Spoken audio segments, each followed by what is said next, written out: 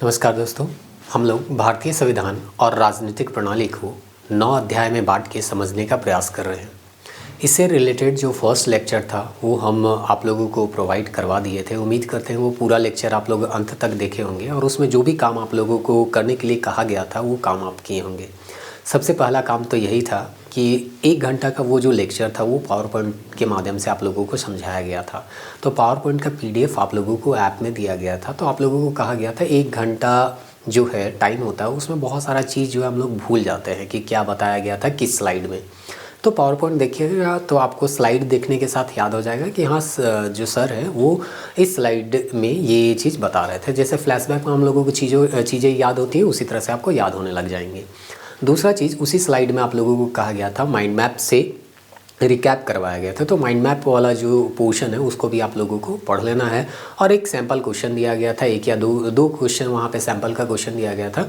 लेकिन बोला गया था कि इस सैम्पल के क्वेश्चन के अलावे आपको टेस्ट बनाना है और टेस्ट जो है लेक्चर वाइज दिया जाएगा। जिस लेक्चर जैसे फर्स्ट लेक्चर में जो भी टॉपिक पढ़ाए होंगे उसी टॉपिक से रिलेटेड एक फर्स्ट लेक्चर का टेस्ट मिलेगा। जैसे फर्स्ट लेक्चर का जो टेस्ट है उसमें आप देखिएगा 7 क्वेश्चन हम डालें, हो सकता है उसमें और भी क्वेश्चन हम बढ़ा दें। तो वहाँ पे आपको 7 क्वेश्चन मिल जाएंगे जो कि उस लेक्चर से रिलेटेड है। तो जो भी लेक्चर में आप पढ़े हुए रहिएगा वो चीज़ वहाँ पे आपको मिलेगा। तो आपको समझ में आएगा कि आखिर जो भी चीज़ हम पढ़ रहे हैं उससे क्वेश्चन किस तरह से आते हैं। और वहाँ पे आप टेस्ट दीजिएगा तो आपको पता चलेगा कितना टाइम में आप टेस्ट दिए हैं, आपका कितना क्वेश्चन जो है वो सॉल्व हो रहा है, सारा क्वेश्चन सॉल्व हो रहा है या कुछ क्वेश्चन आपका छूट रहा है, केवल आप ही से छूट रहा है या दूसरे लोगों से भी छूट रहा है। लीडर बोर्ड आपको मिलेगा तो रैंकिंग पता चलेगा। तो एक आइडिया हो जाएगा। उसमें भी अगर आप सब सही कर रहे हैं तो हो सकता है कोई जल्दी सही कर रहा है, कोई बाद में सही कर रहा है। तो जो जल्दी सही करेगा, कम टाइम लेके सही करेगा तो रैंकिंग बोर्ड में वो ऊपर दिखेगा। तो इस तरह से आइडिया हो जाता है, प्रैक्टिस हो जाता है और जो भी टॉपिक आप पढ़े हुए रहते हैं वो समझ में आ जाता है टेस्ट देने से। तो उम्मीद करते हैं आप टेस्ट दीजिएगा। लास्टली आप लोगों को कहा गया था जो भी आपको क्लास में पढ़ाया जाएगा, हम जो भी यहाँ पे बताएंगे पावर पॉइंट के माध्यम से, वो चीज़ को क्लास नोट्स में भी आपको दिया गया है और लाइन बाय लाइन आप लोगों को पढ़ना। अगर किसी भी सब्जेक्ट में कमांड बनाना है तो आपको मेहनत करना पड़ेगा। क्लास नोट्स हम दे रहे हैं, क्लास नोट्स PDF के रूप में ऐप में अवेलेबल है। आप जाइए, चैप्टर फर्स्ट का हम डाल दिए एक ही बार में। तो चैप्टर फर्स्ट का जो भी टॉपिक हम पढ़ाए हैं फर्स्ट लेक्चर में वो सारा चीज़ को आपको लाइन बाय लाइन पढ़ना था। तो किसी तरह का कोई कन्फ्यूजन नहीं होता क्या है ना, लेक्चर में बहुत सारा चीज़ छूट जाता है तो वो क्लास नोट्स में आपको मिल जाएगा। या कुछ क्वेश्चन आप बना रहे हैं उसमें कुछ कॉन्सेप्ट क्लियर हो जाता है। तो सारा काम को करना है, पावर पॉइंट से भी चीज़ों को रिवाइज़ करना है, माइंड मैप से भी रिविज़न करना है, उसके बाद आपको टेस्ट भी देना है और क्लास नोट्स को लाइन बाय लाइन भी पढ़ना है। तो उम्मीद करते हैं ये सारा काम आप कीजिएगा और इस सब्जेक्ट में इस तरह से कमांड बनाइएगा कि आप कमीशन लेवल के एग्ज़ाम दे रहे हैं तो भी आप उसके क्वेश्चन को समझ पाएँ और 1 लाइनर जो एग्ज़ाम दीजिएगा उसका भी जो फैक्चुअल क्वेश्चन है वो भी आपको समझ में आए।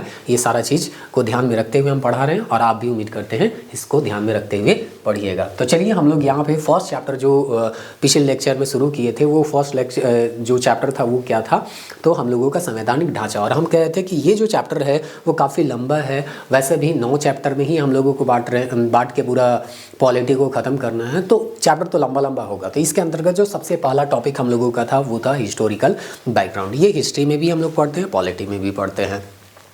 तो ठीक है, अगर हम लोग यहाँ पे पढ़ रहे हैं तो हम लोग इसको हिस्ट्री में तो नहीं पढ़ाएंगे क्योंकि एक ही टॉपिक को 2 जगह पढ़ना ठीक बात नहीं है। तो हम हिस्ट्री का जो भी पॉइंट होगा या हिस्ट्री में जो पढ़ते हैं उसको भी हम यहाँ पे ही इंक्लूड कर देंगे और आपको बताने का प्रयास करेंगे ताकि हिस्ट्री में पूछा गया क्वेश्चन और पॉलिटी में पूछा गया क्वेश्चन दोनों आपका बन जाए। तो आप टेस्ट बनाइएगा तो देखिएगा हिस्ट्री का भी क्वेश्चन आपको मिल जाएगा और पॉलिटी का भी क्वेश्चन मिल जाएगा। एक्चुअली दोनों तो ओवरलैप कर रहा है, इसलिए दोनों का क्वेश्चन जो है आप किस संदर्भ पे देखते हैं ये आप पे डिपेंड करता है कि हिस्ट्री के पॉइंट ऑफ व्यू से देख रहे हैं कि पॉलिटी के पॉइंट ऑफ व्यू से। तो आज का जो हम लोगों का लेक्चर है उसमें हम लोग क्या क्या जाने वाले हैं, गवर्नमेंट ऑफ इंडिया एक्ट 1858 के बारे में, the Indian council act 1861, Indian council act 1892 और फिर इंडियन काउंसिल एक्ट 1909 जिसको पार्लियामेंट रिफॉर्म के नाम से हम लोग जानते हैं। तो ये टॉपिक जो है आज हम लोग इस लेक्चर में समझने वाले हैं और उसके बाद इस टॉपिक को हम लोग रिवाइज करेंगे और इससे रिलेटेड एक आध क्वेश्चन आपको दिया जाएगा। बाकी तो आपको टेस्ट के फॉर्म में लेक्चर 1 का टेस्ट में मिल जाएगा, लेक्चर 2 के टेस्ट में मिल जाएगा। ऐसे ही लिखा हुआ है लेक्चर 1 टेस्ट, लेक्चर 2 टेस्ट। तो आपको जिस लेक्चर में जो पढ़ाया गया है, जो बताया गया है, उसी से रिलेटेड आपको टेस्ट देने को मिलेगा। तो इससे आपको क्या हो जाएगा, लेक्चर जो है वो और बेहतर तरीके से समझ में आ जाएगा, या जो टॉपिक हम यहाँ पे बताएं वो समझ में आ जाएगा। तो यहाँ पे आज का क्लास शुरू करें उससे पहले प्रीवियस जो हम लोगों का लेक्चर था उसको रिवाइज़ करना बहुत ज़रूरी होता है। हम लोग जब ऑफलाइन क्लास लेते हैं ना तो 24 घंटा का डिफरेंस हो जाता है। मतलब आज सुबह अगर 8 बजे क्लास लिए तो दूसरे दिन फिर से 8 बजे लेते हैं। तो होता है क्या है ना कि आज जो हम पढ़ाने वाले हैं उसका जो कनेक्शन है वो पिछले क्लास से होता है, तो रिविज़न करा लेते हैं, फिर आगे जो क्लास है उसको बढ़ाते हैं। लेकिन ये तो ऑनलाइन प्लेटफॉर्म है, तो आप ये जो वीडियो देख रहे होंगे तो इससे जस्ट पहले एक लेक्चर जो है अवेलेबल होगा रिकॉर्डिंग फॉर्म में। अगर आपको किसी तरह का कोई दिक्कत आता है तो उस वीडियो के सबसे अंत में जाइएगा, आपको रिवीजन मिल जाएगा। 5 मिनट में हम चीज़ों को रिवाइज कर देते हैं हर लेक्चर का, तो वहाँ पे जाइएगा, उसके बाद इस लेक्चर को देखिएगा तो समझ में आएगा। तो ये स्लाइड आज हम यहाँ पे इंक्लूड कर रहे हैं रिवीजन वाला। नेक्स्ट क्लास में हम इस स्लाइड को इंक्लूड नहीं करेंगे। आपको ये मान के चलना है कि अगर हम कोई भी लेक्चर देख रहे हैं तो उसका पिछला लेक्चर को देख लेना है, तभी नेक्स्ट लेक्चर में जाना है। नहीं तो दोनों में अगर कनेक्शन होगा और हम कनेक्ट करके चीज़ों को बताएंगे तो आपको समझ में नहीं आएगा। तो उम्मीद करते हैं आप चीज़ों को रिवाइज करते हुए आगे चलिएगा और चीज़ों को समझते हुए।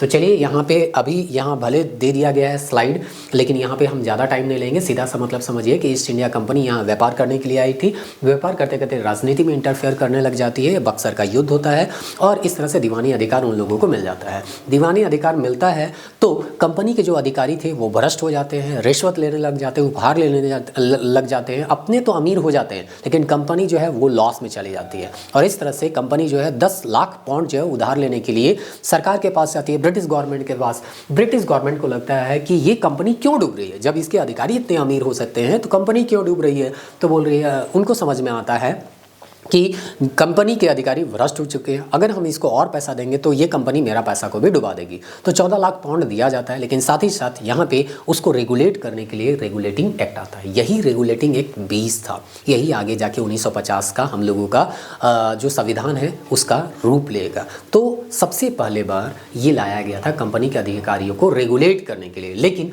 यही जो है भारतीय जनता को अभी क्या कर रही है, रेगुलेट कर रही है। तो शुरुआत आपका रेगुलेटिंग एक्ट से ही होता है। तो ये सब सारा कहानी आपको बताया गया था कि ऐसे 20-20 साल में इसको रिव्यू करेंगे बोला गया था, लेकिन जरूरी होगा तो बीच में भी रिव्यू किया जाएगा। और इस तरह से देखिए 73 से हम लोग पहुंच गए थे 1853 तक। 1853 में आपको बताया गया था। इसके बाद 1857 का विद्रोह हो जाता है और विद्रोह के बाद बहुत सारा परिवर्तन होता है जिसको आज यहाँ पे हम लोग समझेंगे। तो उम्मीद करते हैं पिछला क्लास आप अगर गलती से नहीं देखे होंगे तो ज़रूर देख लीजिएगा, क्योंकि हम फिर से बता रहे हैं अगर पिछला टॉपिक आपको समझ में नहीं आया होगा या उसको याद रख के नहीं चलिएगा तो ये जो लेक्चर है वो भी आपको बोरियत महसूस होगा और बहुत सारा चीज़ आपको समझ में नहीं आएगा और फिर हर दोष आप सामने वाले पे मर दीजिएगा। तो उम्मीद करते हैं आप ऐसा नहीं कीजिएगा। आप फर्स्ट लेक्चर को हम फिर से रिपीट कर रहे हैं, अच्छे से समझने का प्रयास कीजिएगा, तब सेकेंड में कीजिएगा। और नहीं सारा काम को पेंडिंग रखिएगा तो पेंडिंग में ही चलते जाएगा। हम लोगों का कोर्स कंप्लीट हो जाएगा, आपका पता चलेगा। अगर इस पेड कोर्स को भी आप लिए हैं तो भी कंप्लीट नहीं होगा, क्योंकि होता है क्या ना कि कभी कभी हम लोग कोर्स परचेज कर लेते हैं उसके बाद छोड़ देते हैं, पढ़ते हैं ही नहीं। चलिए आज जो भी हम लोग पढ़ेंगे ये 2 पेज में यहाँ पे कंप्लीट होगा। क्लास नोट्स इसको आप लाइन बाय लाइन क्लास के बाद पढ़ लीजिएगा। तो शुरुआत करते हैं। आज 1857 के बाद क्या क्या परिवर्तन होता है भारत के शासन में। तो सबसे पहले तो यहाँ पे दिया है ताज का शासन 1858 से 1947। देखिए हम स्लाइड का पावर पॉइंट का प्रयोग इसे लिए कर रहे हैं क्योंकि हम कम समय में ज़्यादा टॉपिक को कवर करने वाले हैं। हम चाहें तो लिख के भी बता सकते हैं, सबका अपना अपना तरीका होता है, लेकिन उम्मीद करते हैं मेरा तरीका अगर आपको समझ में आएगा तो आप लंबे समय तक हमसे जुड़िएगा और चीज़ों को समझने का प्रयास कीजिएगा। हम ये नहीं कर रहे हैं कि लिख के समझाने वाला चीज़ जो है वो ओल्ड फैशन हो गया है, पावर पॉइंट से समझाना नया है तरीका है। हम सबका अलग अलग तरीका है। हमको लगता है कि हम इसे ज़्यादा बेहतर तरीके से आप लोगों को और कम समय में, क्योंकि आजकल स्टूडेंट के पास समय कम है तो कम समय में चीज़ों को हम समझा सकते हैं। विजुअलाइजेशन का जो तरीका है आप लोगों को बताया गया था उस तरीके से हम समझा सकते हैं, इसलिए हम पावर पॉइंट का यूज करते हैं। क्योंकि अगर लिख के बताएंगे तो बहुत लंबा क्लास खींचा जाएगा और विद्यार्थी के पास आज इतना पेशेंस नहीं है। ये जो 1 घंटा का क्लास है ना वो भी बहुत कोई नहीं देख पाते हैं, तो इसीलिए हम पावर पॉइंट का यूज कर रहे हैं ताकि कम समय में ही ज़्यादा चीज़ों को आपको समझा पाएँ और आप लंबे समय तक इसको याद रख पाएँ, है ना। क्यों? क्योंकि यहाँ पे इमेज का यूज होता है और कुछ कहानी के जैसा हम कहीं कहीं बताने का प्रयास करते हैं। तो चलिए यहाँ पे जो है हम बताने का प्रयास कर रहे हैं कि कैसे 1857 के बाद यहाँ पे ब्रिटिश जो ईस्ट इंडिया कंपनी थी उसकी शासन को समाप्त कर दिया जाता है। ब्रिटिश गवर्नमेंट अपने हाथ में सीधे भारत का शासन ले लेती। तो इसीलिए यहाँ पे लिखा गया है ताज का शासन हो जाता है, यानी क्राउन का, ब्रिटिश महारानी का यहाँ पे शासन जो है उसके नाम पे होने लग जाता है 1858 से लेके कब तक, जब तक देश आज़ाद नहीं होगा, यानी कि 1947 तक। 1858 का भारत शासन अधिनियम लाया जाता है। देखिए 1857 में विद्रोह हो गया और विद्रोह के तुरंत बाद आनन फानन में एक अधिनियम लाया गया। इसमें बहुत सारे परिवर्तन किए गए, लेकिन आराम से सोच समझ के परिवर्तन जो होता है वो 1861 के अधिनियम में होता है। तो चलिए आनन फानन में जो परिवर्तन किया गया तुरंत में, क्या चीज़ परिवर्तन किया गया उसको एक एक करके समझने का प्रयास करेंगे। और फिर यहाँ पे हम बता रहे हैं कि इस चैप्टर में फैक्ट बहुत ज़्यादा है ना, तो आपको ये भी ध्यान रखना है कि फैक्ट को याद करना है, और उसके बाद कॉन्सेप्ट तो आपको हम देने का प्रयास कर ही रहे हैं। तो कॉन्सेप्ट ये है कि यहाँ के लोग विद्रोह कर रहे थे, तो कुछ ऐसा हम परिवर्तन करेंगे कि यहाँ के लोग विद्रोह ना करें, विद्रोह रुक जाए। तो हम लोग यहाँ देखते हैं क्या क्या परिवर्तन होता है और क्या करते हैं कि ये लोग ना यहाँ के विद्रोह को रोक सके। और आप देखिएगा 1857 के बाद नेशनल लेवल पे बहुत ज़्यादा विद्रोह नहीं होता है, फिर राष्ट्रीय आंदोलन आता है और आंदोलन करते हैं, असहयोग आंदोलन, जिससे भारत छोड़ो आंदोलन हो गया, इस तरह का स्वदेशी मूवमेंट हो गया, इस तरह के आंदोलन देखने को मिलेंगे। लेकिन 1857 का विद्रोह जैसा विद्रोह जो है 1857 के बाद आपको देखने को नहीं मिलता है। तो कुछ परिवर्तन तो किया होगा ना, क्या परिवर्तन किया है चलिए जानते हैं। तो सबसे पहले तो यहाँ पे आपको जैसा कि बताया गया 1858 में कंपनी का जो रूल था उसको समाप्त कर दिया गया। इन लोगों को आप ध्यान दीजिए, फिर से हम बोल रहे हैं पहला लेक्चर वाला चीज़ को आपको हम यहाँ पे रिलेट कर रहे हैं। पहला लेक्चर में क्या बताया गया था, ईस्ट इंडिया कंपनी यहाँ पे भारत में माफ़ कीजिएगा, भारत में ये आई थी क्या करने के लिए, व्यापार करने के लिए। व्यापार करते करते ये लोग शासन में क्या करने लगा, अपना हाथ जमाने लगा। धीरे धीरे इन लोगों को ब्रिटिश गवर्नमेंट का सपोर्ट मिला और बोला कि ठीक है 1833, फिर से हम बोल रहे हैं ना पिछला लेक्चर वाला सारा चीज़ हम यहाँ पे यूज करेंगे और आपको इसको याद भी करना है। तो 1833 का जब अधिनियम आता है तो कहा जाता है कि आपका व्यापारिक एकाधिकार जो है उसको हम खत्म कर देते हैं, केवल आप राजनीति में इंटरफेयर कीजिए, राजनीति का काम को देखिए। लेकिन ये लोग ठीक से राजनीति भी नहीं कर पाता है, क्यों, क्योंकि राजनीति करते करते इतना ही लोग उलझा देता है कि हर दूसरा दिन लड़ाई हो रहा है, यही हम जान रहे हैं। 1857 में तो पूरे देश के लोग क्या करने लग गए थे, विद्रोह करने लग गए थे। तो ब्रिटिश सरकार परेशान थी कि आखिर आप लोग अगर हमेशा अपने आप को लड़ाई में उलझा के रखिएगा तो कमाई कैसे होगा, डेवलपमेंट कैसे होगा। आप मान के चलिए कहीं पढ़ने के लिए गए हैं या कहीं काम करने के लिए गए हैं कोई दूसरे शहर में, और हर दिन पड़ोसी के साथ लड़ाई हो रहा है, तो आप जो है बेहतर तरीके से डेवलप कर पाइएगा, नहीं कर पाइएगा। तो ब्रिटिश गवर्नमेंट भी यही करी थी, कंपनी तुमको हम भेजे हैं भारत में शासन करके वहाँ से प्रॉफिट कमाने के लिए, हर दिन अगर तुम वहाँ पे लड़ाई में उलझे हुए रहोगे तो हम लोगों को प्रॉफिट कैसे मिलेगा। तो इसीलिए है ना, देखते देखते आंसा गया, तब 1857 बोला कि तुम लोग अब शासन करने के लायक है ही नहीं, तुम लोग का शासन करने आता नहीं है, तुम लोग शासन का जिम्मेदारी अब छोड़ दो, अब डायरेक्ट रूल किसका होगा, तो ब्रिटिश गवर्नमेंट का होगा। और इस तरह से यहाँ पे ईस्ट इंडिया कंपनी के शासन को समाप्त कर दिया जाता है और शासन यहाँ से शुरू हो जाता है किसका, ब्रिटिश क्राउन का। और इसीलिए हम लिखते हैं भारत का शासन सीधे अब महारानी विक्टोरिया के अधीन आ गया।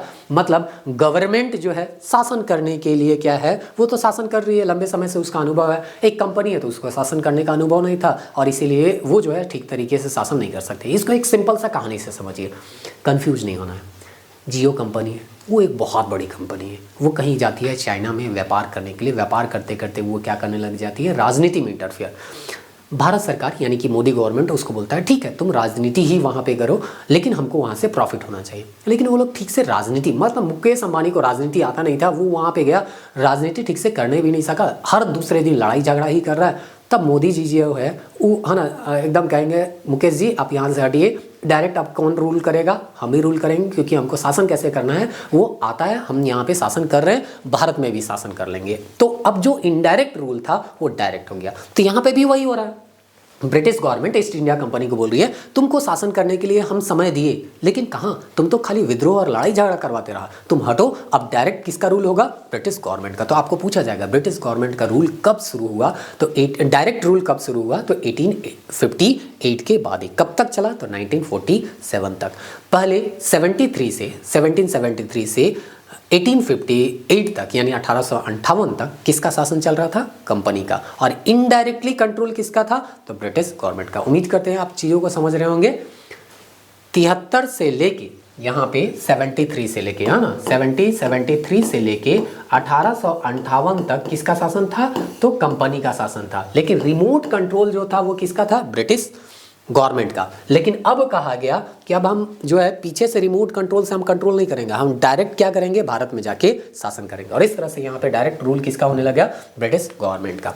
अब देखिए मुकेश जी हट गए और यहाँ मोदी जी आ गए। तो जब मोदी जी आएंगे तो अपने तौर तरीके से ना शासन करेंगे और जो पद है उस सबका नाम को क्या करेंगे, बदलने का प्रयास करेंगे। तो वही यहाँ पे भी हुआ।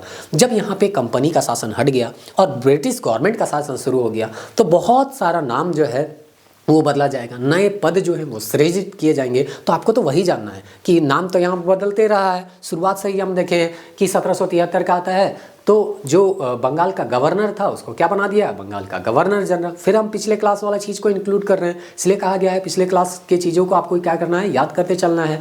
1833 में बोला बंगाल का गवर्नर जनरल, क्यों भाई, हम तो पूरे भारत में शासन कर रहे हैं, पूरा भारत का आधा से अधिक हिस्सा मेरे अधीन आ चुका है, तो हम बंगाल का गवर्नर जनरल नहीं, हम भारत का गवर्नर जनरल होंगे। और इस तरह से उस पद का नाम जो कर दिया गया भारत का गवर्नर जनरल। अब यहाँ पे ब्रिटिश महारानी का रूल चलने लग गया। तो बोला गया ईस्ट इंडिया का कंपनी का जो सबसे सर्वोच्च लीडर होता था उसको भारत का गवर्नर जनरल कहते थे। लेकिन अब तो ब्रिटिश महारानी आ गई, कंपनी का आदमी थोड़ी है, अब ब्रिटिश महारानी का आदमी है। तो इसके लिए हम एक नए शब्द का इजाद करेंगे और उस शब्द का नाम रखा गया भारत का वायसराय। तो याद रखिएगा भारत का प्रथम वायसराय जो है, ये शब्द का प्रयोग कब किया गया, तो 1858 में। और 1858 में ही प्रथम वायसराय हम लोगों को मिलते हैं, या इन लोगों के द्वारा एक पद सृजित किया गया था। तो एक व्यक्ति को दिया जाता है ये पद जिसका नाम है लॉर्ड कैनिंग। तो आपको पूछा जाएगा भारत के प्रथम वायसराय कौन थे, तो लॉर्ड कैनिंग। ये सब फैक्चुअल भी है और कॉन्सेप्चुअल भी आपको देने का, इसीलिए हम बताए थे कॉन्सेप्ट भी आपको देने का प्रयास करेंगे और फैक्ट भी। कॉन्सेप्ट क्या है कि यहाँ पे शासन में परिवर्तन किया जा रहा था। परिवर्तन इस तरह से किया जा रहा था कि यहाँ का जो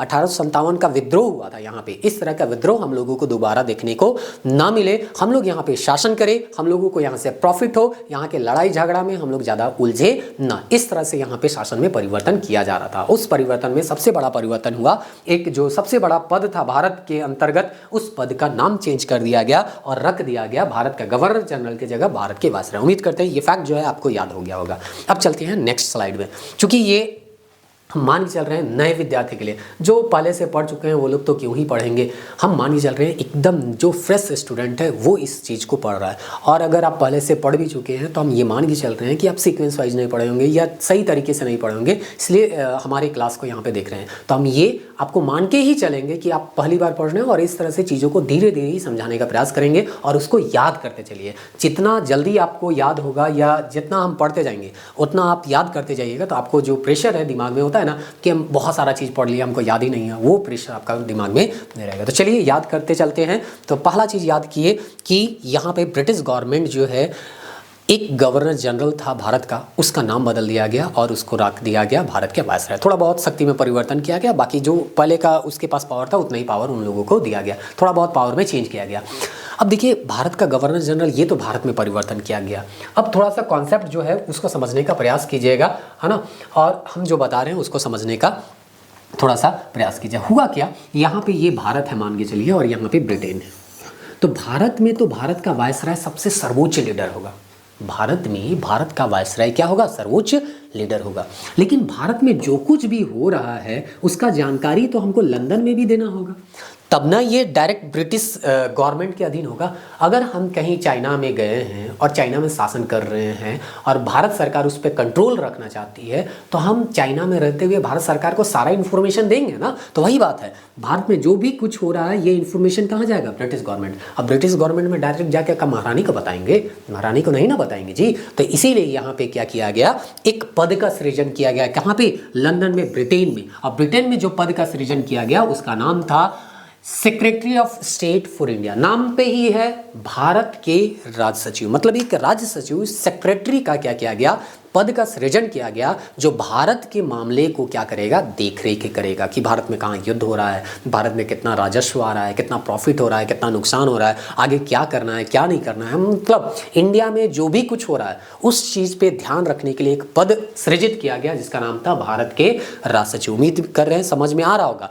यहाँ पे पूरे भारत में कंट्रोल करने के लिए भारत के वायसराय और भारत में जो भी कुछ हो रहा है उसको देख रेख करने के लिए यहाँ पे कौन है, भारत के राज सचिव। अब वायसराय जो है वो किससे कनेक्ट रहेगा, राज्य सचिव के। जो भी चीज भारत में होगा वायसराय है ना मैसेज करके बता देगा, व्हाट्सएप में है ना, टेक्स्ट बुक जो भी होगा उस समय का है ना, व्हाट्सएप और फेसबुक तो होगा नहीं, तो जो भी मैसेज का तरीका होगा वो मैसेज के तरीका से यहाँ पे बता दिया जाएगा कि हाँ यहाँ पे युद्ध हो रहा है, यहाँ पे इतना राजस्व आ रहा है, यहाँ पे इतना इनकम हो रहा है, प्रॉफिट हो रहा है, नुकसान हो रहा है, सारा भारत का जो भी मामला होगा सारा चीज बता दिया जाएगा। किसको, भारत के राज सचिव को।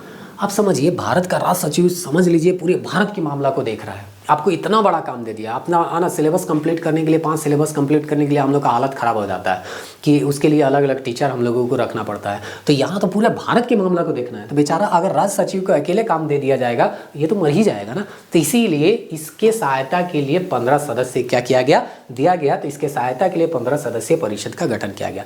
मतलब यहाँ पे एक व्यक्ति होगा सर्वोच्च, उसके अधीन 15 व्यक्ति होंगे। ये सारा टीम मिलके भारत में क्या हो रहा है वो सारा मामला को क्या करेंगे, देख रेख करेंगे। और इस तरह से ये जो है, जो सबसे टॉप पोजीशन में है सेक्रेटरी ऑफ स्टेट जो है वो कहाँ का मेंबर होगा, तो ब्रिटिश कैबिनेट का क्या होगा, सदस्य होगा। तो छोटा मोटा ये पद थोड़ी था, भारत में आप शासन कर रहे हैं, समझ रहे हैं, इतने बड़े देश में शासन कर रहे हैं और वहाँ जो कुछ भी हो रहा है उसका रिपोर्टिंग करना, उसका देख रेख करना है। तो आप छोटे मोटे व्यक्ति को उसका कार्यभार नहीं दीजिएगा, आप एक बड़े व्यक्ति को दीजिएगा। तो बड़े व्यक्ति में कौन होगा, जो कैबिनेट का सदस्य होगा। जैसे आप समझ लीजिए कि अभी हम एग्जाम्पल दे रहे थे, चाइना में मोदी सरकार का क्या हो गया, कब्जा हो गया। तो चाइना में क्या हो रहा है इसका देख रेख करने के लिए मोदी जो है अपने कैबिनेट से एक व्यक्ति को क्या करेंगे, उसका कार्यभार को सौंप देंगे। जैसे अमित शाह उनके सबसे बेहतर दोस्त हैं और उनके साथी हैं, तो वो क्या करेंगे, अमित शाह को दे देंगे काम, बोलेंगे कि जाओ तुम मेरे कैबिनेट का एक क्या है, सदस्य है, तुमको एक नया पद देते हैं,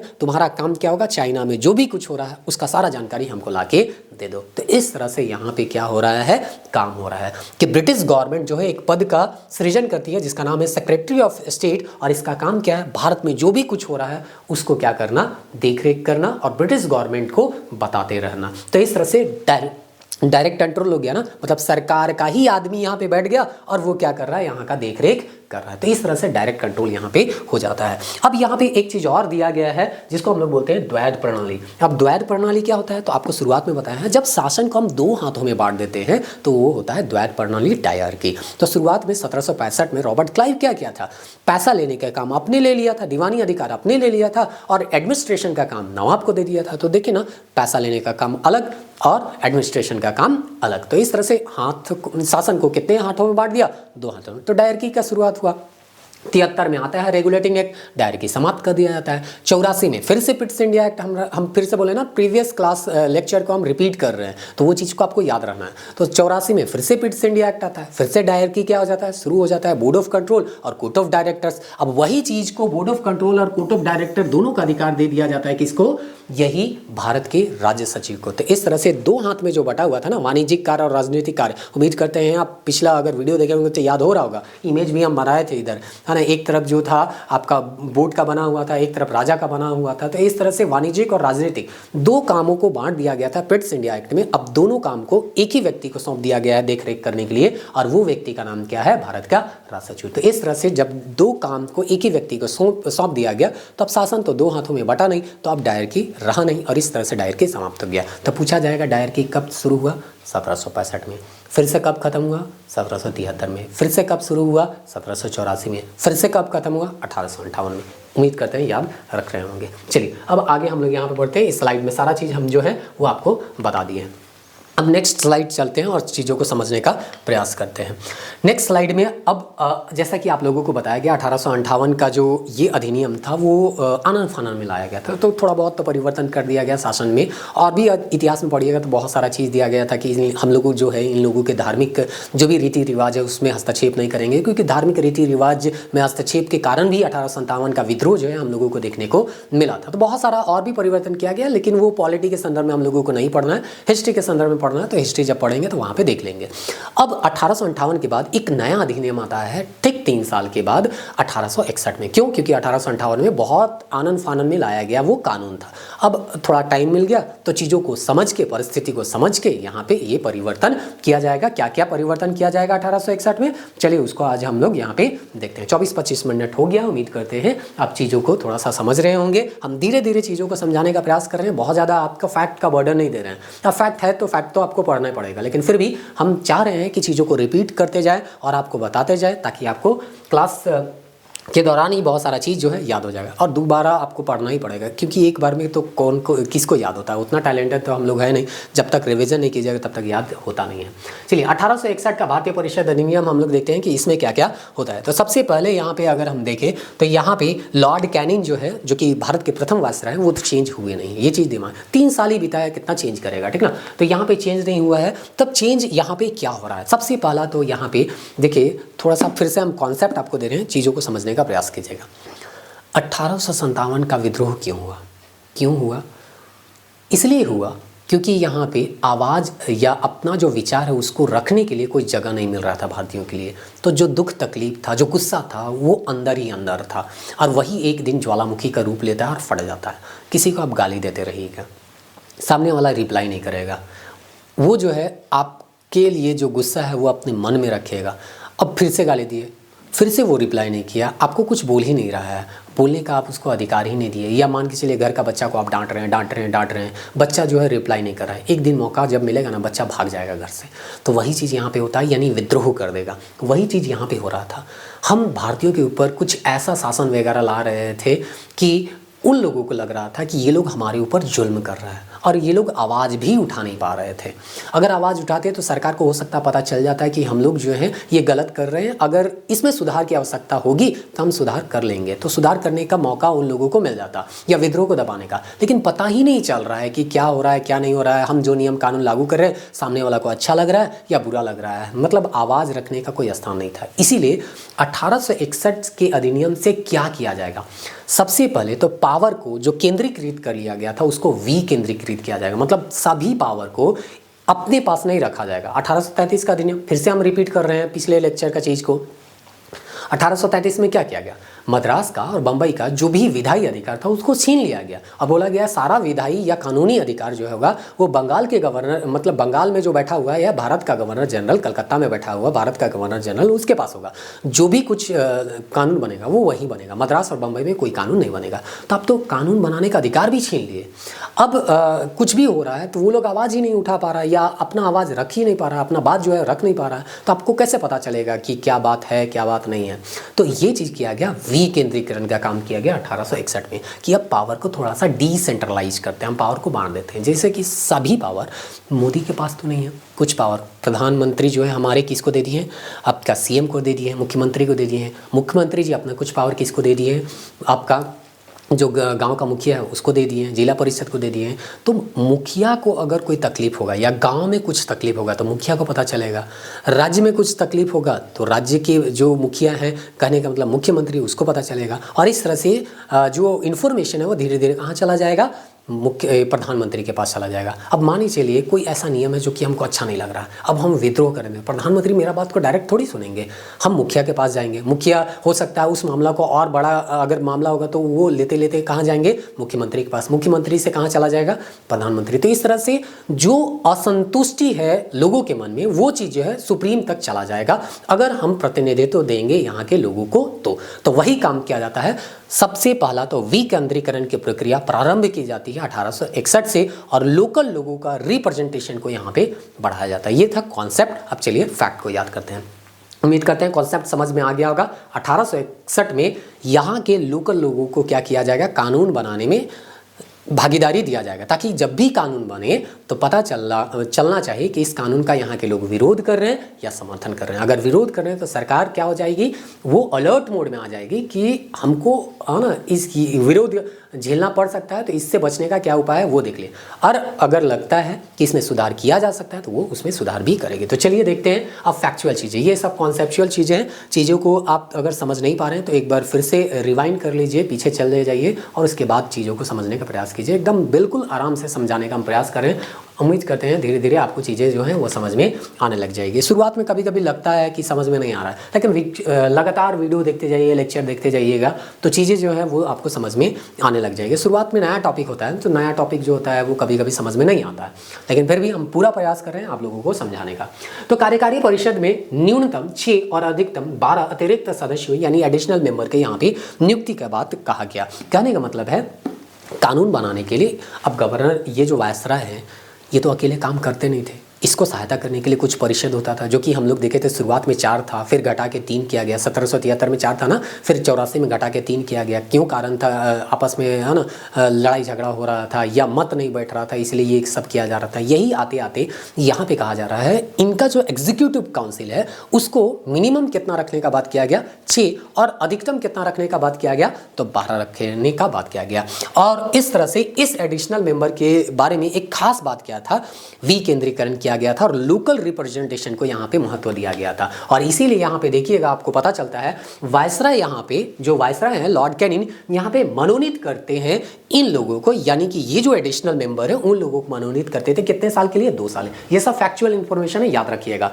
इनमें से न्यूनतम आधे सदस्य गैर सरकारी नॉन ऑफिशियल मेंबर है। अब याद रखिएगा ये नॉन ऑफिशियल मेंबर आगे बहुत बार रिपीट होगा।